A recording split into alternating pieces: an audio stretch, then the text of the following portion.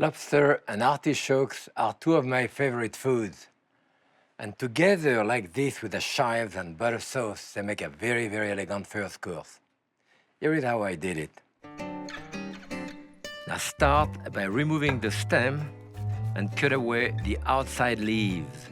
Then you have to cut all around so that you have like a cone.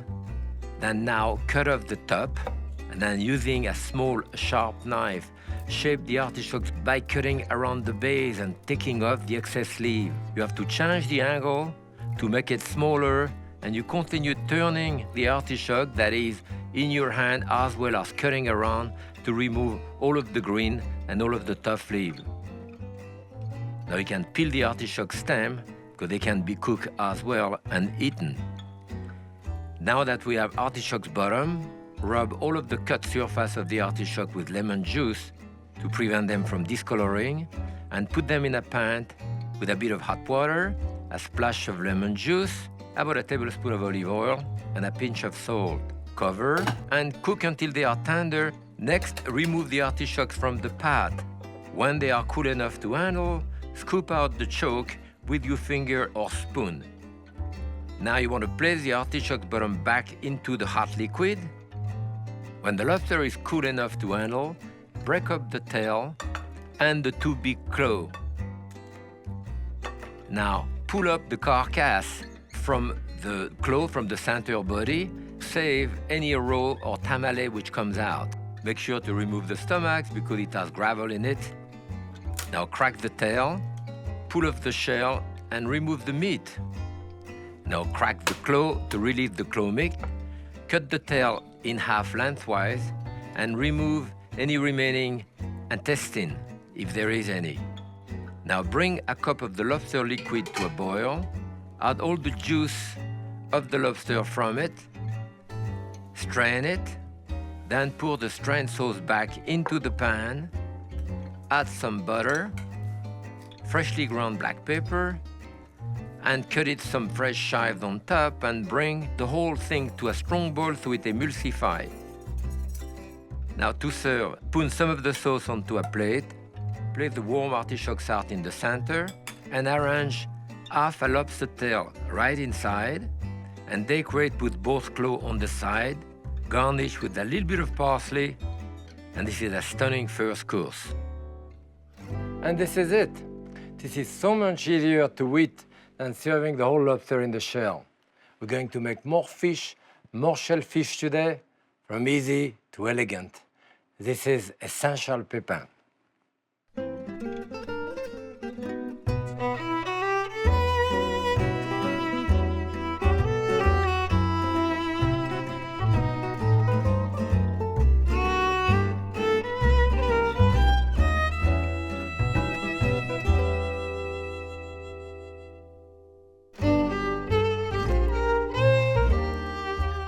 Those are beautiful big shrimp today, 16.20 to the pound, and I want to show you a new way of using shrimp.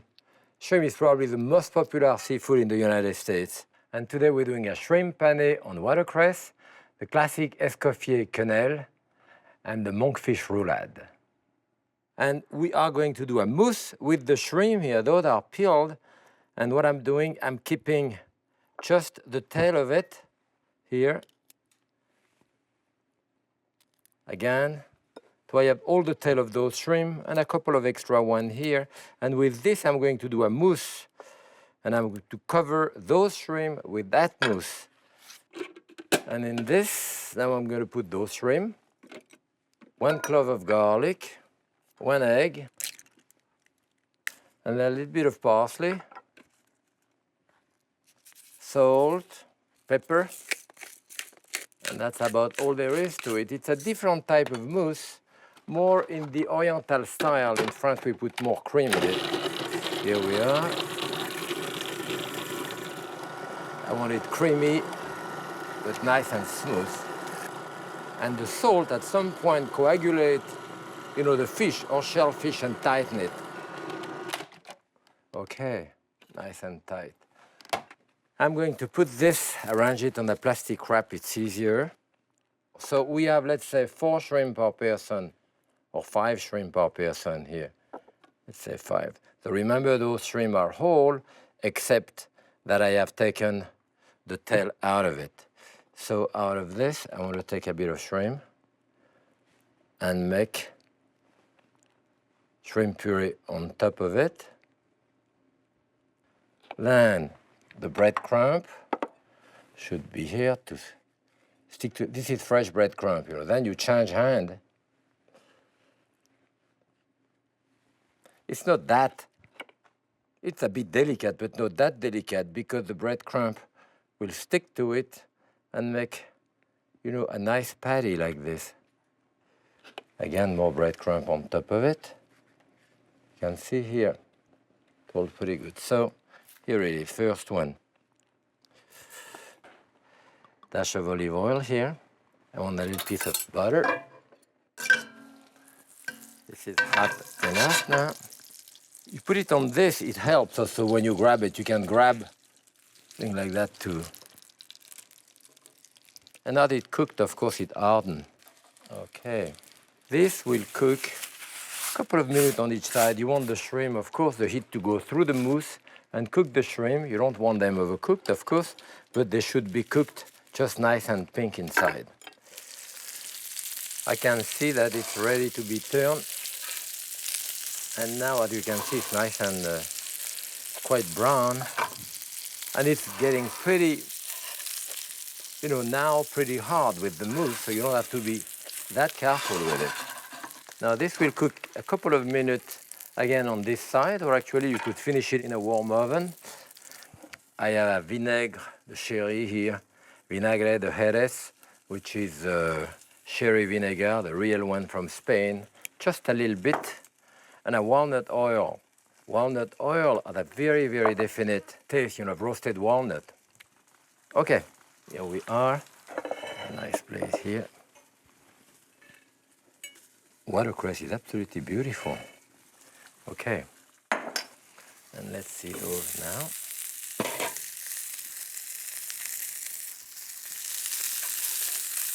You can see that it's brown on one side, brown beautifully on the other side. You can serve it this way, or maybe I'll cut it in half like that to show you the inside. And I have a beautiful shrimp pane on watercress. And now I'm making a very old classic French recipe, the Pane and Escoffier, the classic quenelle done with a mousse. And often in Paris, we used to do that with pike sometime, or sometimes trout, or sometimes seawater fish. And I have here 3 different types of fish. I have a petrole sole, I have a piece of fresh cod, and I have little black sea bass here, which is really firm and all this.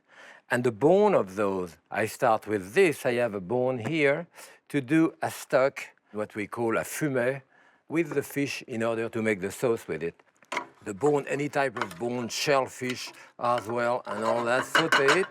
Saute that with, I have onion in there, I have celery, and I have leek. You know, and usually, often the green part, the part that you really don't use that much, to start with.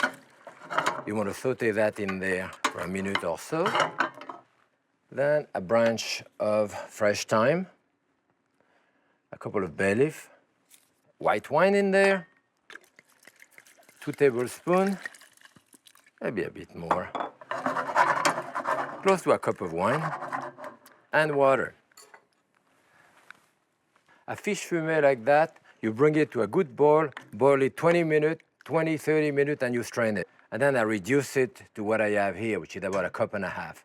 And this is what we are going to do the sauce with. Now I'm going to put mushroom to start with. So I have some mushroom here. I will put that in the food processor directly to coarsely chop it. And that will go into my fumée de poisson. You know, the fish, and that will cook a few minutes. Now I am going to do my mousse here. This, I remember as an apprentice, taking the fish, cutting it into pieces and pounding it in a mortar and all that with an egg white. And after tablespoon by tablespoon, work the cream into it. It has changed a great deal. And now we have those wonderful machine which make you an expert in 2 minutes. We have about a pound of fish here. Here we are. And then that black fish, which is really very firm flesh. And of course, I would want to take the skin out of it. To take the skin, use your knife, you know, grab the end of the skin like that and move your knife into a kind of jigsaw fashion, like this, pulling on the skin. All right. Here, I'm going to use 1 egg, actually 1 egg white. I won't even use the yolk. So this is going to go in there.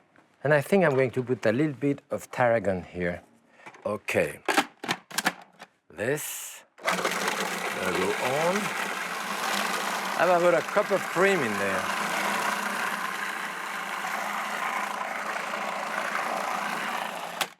I would look at the texture. Yeah, I can need a little more cream. And certainly when I put the salt at the end, you know, the salt will kind of tighten the albumin in the fish. Now I have white pepper here because it's a mousse and it's white. And maybe I should have white pepper, but I like the black one better. I know that Julia would not agree with me, but I'm sure she pardoned me, you know. Okay, a little more cream, and that's basically it.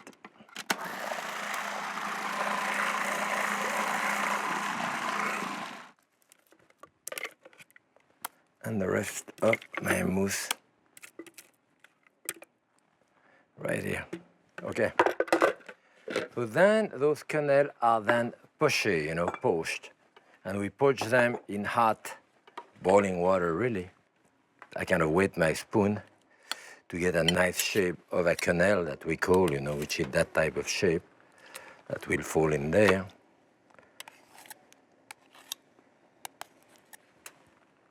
All right, good. And now they have to poach about 10-12 minutes. Well, my quenelles are close to ready now. I'm finishing my sauce. I've been reducing. I'm going to put like 1/3 of a cup of cream in there. Don't really need to reduce it either because it's pretty intensive taste, but I will thicken it a little bit. And salt. I need salt in there. And freshly ground pepper. And then I will thicken it. I have arrowroot here, which is quite expensive and very delicate thickener. And I have potato starch here. I tend to go with potato starch very often first because it's very inexpensive too. And it does basically that job. You always have to dilute it with a liquid. I have it here. And I will pour out a little bit of that mixture in there. And I will look. And it will thicken right on contact. So I stop whenever I feel it thick enough. Put a little bit in there, stir it.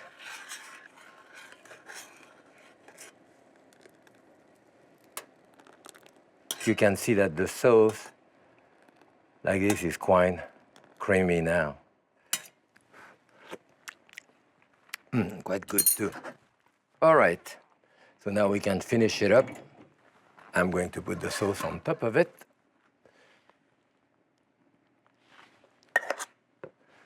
And that's it. Directly on a cookie sheet in the oven. And here we are, the classic Pane and Escoffier, just like we did at the Pavillon in New York. And this is the classic Pane and Escoffier.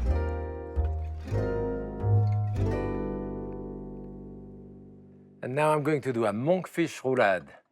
Monkfish, I mean, years ago, I remember when I came to America, half a century ago, the fishermen would throw that, you know, in the garbage. No one would keep the monkfish. It's really, really ugly, but it's really a good fish. We're going to stuff it with broccoli di rape. I'm going to put some olive oil in my skillet here. And this goes in there. You know, I start without moisture, but believe me, Within a couple of minutes, there will be plenty moisture coming out of the broccoli, the rabe, just like spinach. Then what I want to do is to put some mushroom in it. You can do it in the food processor also. Goes faster in the food processor. But I have half hour to kill, here, so I have to do something. Top of this. Right, already I have a beautiful color and taste. I'm going to put a couple of cloves of garlic in there. Put your knife flat on top of it. Go down and forward, to really crush your garlic. That releases the essential oil, that kind of sticky thing. And there is actually two essential oils which get together and give you the smell and the taste of what you call garlic. If you don't crush it like this, it's very different. That's another taste. In fact, if you use it whole like this, you can have a whole head of garlic, will have less taste than maybe this, when it's done this way. In there. And I'm going to put a little bit of those red pepper flake here. This is really hot. Salt. And I don't need pepper because of this. You can see right away it's starting to get wilted.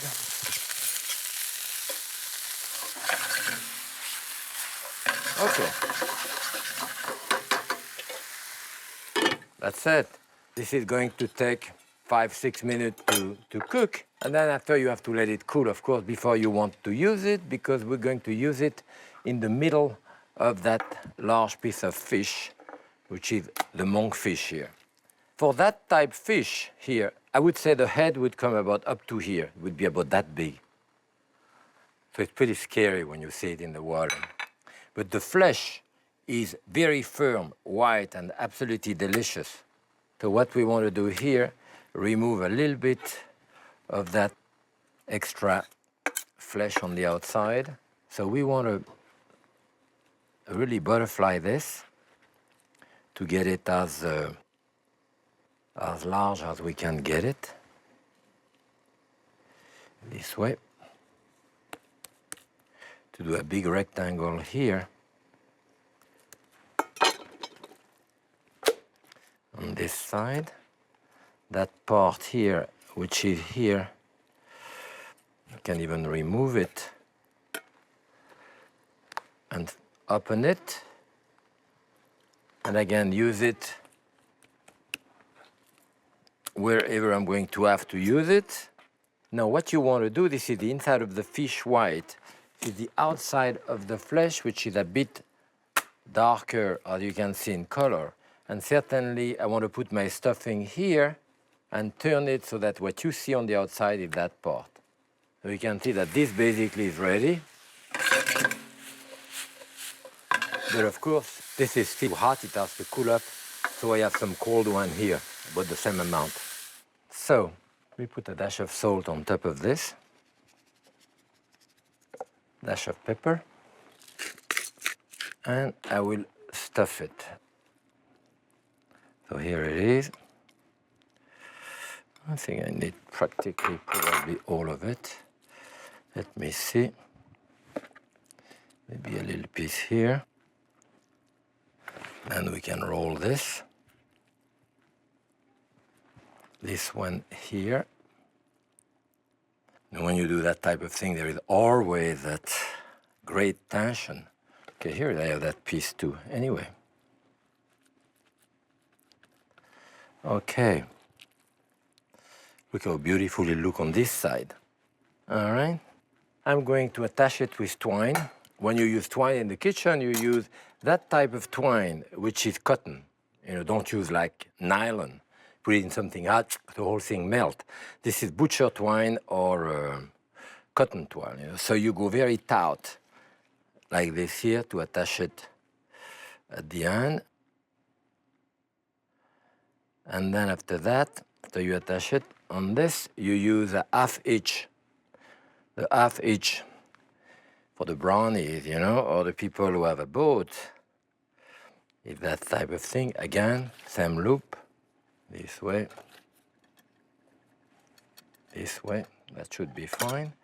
So here, I roll it gently here, And what I want to do is to go underneath here, just like I did on top, so it looked the same way. And bring it back here gently and start where we started. I attach it there and so forth. That's it. A dash of salt, pepper on it, putting it here. I'm going to brown it on this side. So that's going to brown 4 or 5 minutes. One side, turn it on the other side, 8-10 minutes, it'll be almost cooked, and we're going to do a sauce with it. I have already peeled some tomato. You can peel it by dropping it in boiling water. Actually now, those new vegetable peelers are just amazing. Those are a serrated edge. Take the center of it and cut them in half. That exposes the juice, and all that stuff goes in the bowl. And that goes into the freezer. And when I do a stock, I got all that stuff to put into my stock. Okay. Before I continue on this, let me turn my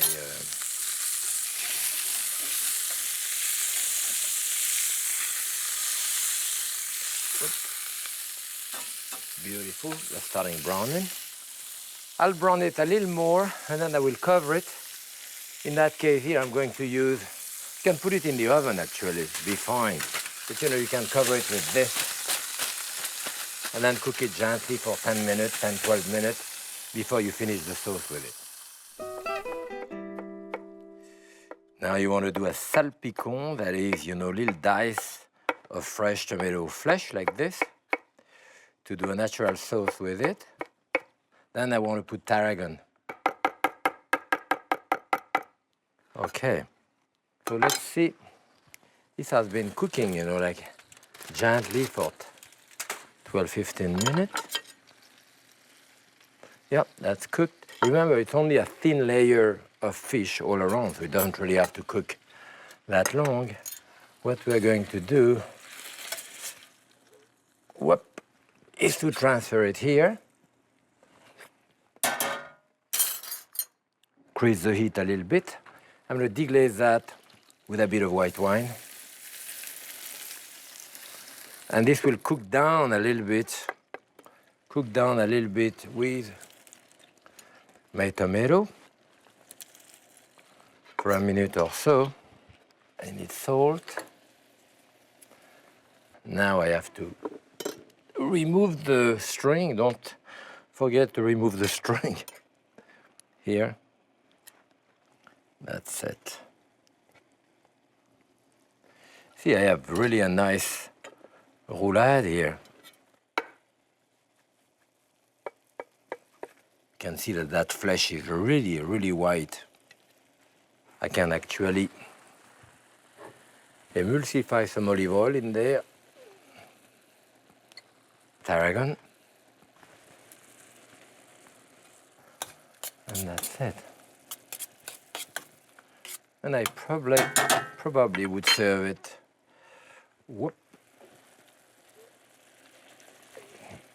know, just like this, in the cooking vessel here.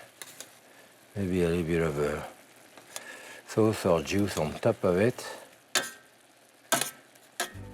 This is it, the Monkfish Roulade.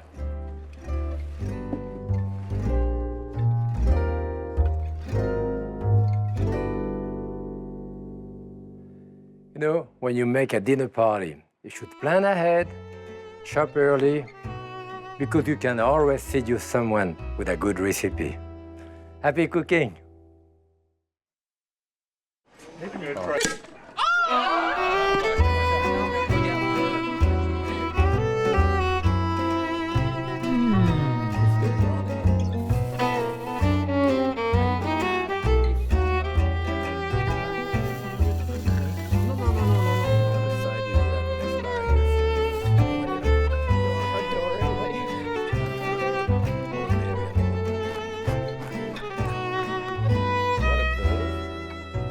Happy cooking!